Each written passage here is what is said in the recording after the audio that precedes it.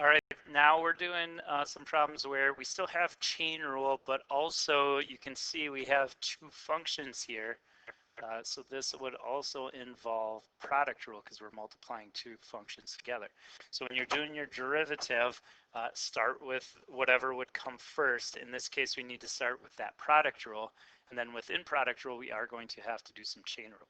So product rule says take the first one, so this function, times the derivative of the second, which here's our chain rule now when we're finding this derivative. There's our outer part, and this would be our inner part. And so drop down the power of 4. New power on this is going to be 3. We leave the inside alone.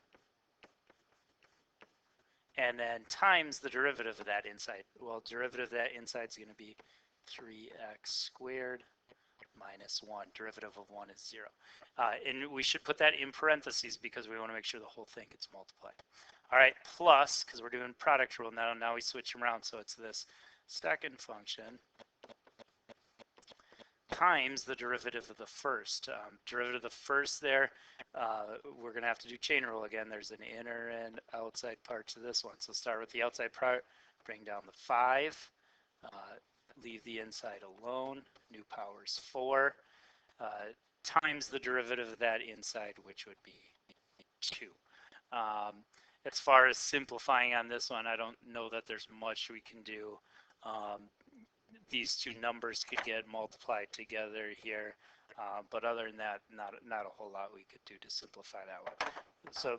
So when you start mixing them, you do get kind of bigger answers here. All right, let's try another one. This one, there is some chain rule here as well, but we also have two functions being divided, so we're going to have to also do some quotient rule here. All right, let's see what we get. So this one, you actually got to start with the chain rule part because this outside power has to come first, and this being our inside function there. So bring down the 9. All this stuff stays the same. New power is going to be 1 less 8. But we're not done there. We can't quit because now we got to do the rest of chain rule. It says times the derivative of the inside, and that's where our quotient rule comes in. So we got low d high, derivative of that top function is just 1, minus high d low, derivative of the bottom is 2, all over that low function squared. And again, there may be a little bit of simplifying we can do here. I don't know that there's really much in this first section we can do, but I think if we maybe do the distributing here and over here, that we do have a tiny bit of simplifying that works out. So let's just see. If we're distributing that 1, it doesn't really change anything. Here, I'm actually going to switch and put the 2 here so that we are distributing it as a negative 2 here to both. So that's going to be minus 2t plus 4. And it does look like a little bit of simplifying happens there. Those 2 t's cancel. We can add those two numbers up and get 5. And so we get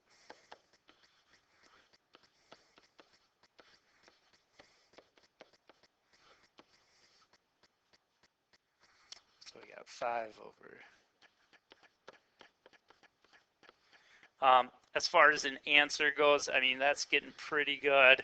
I don't know on a multiple choice test, they may go a little bit further. A couple things we could do.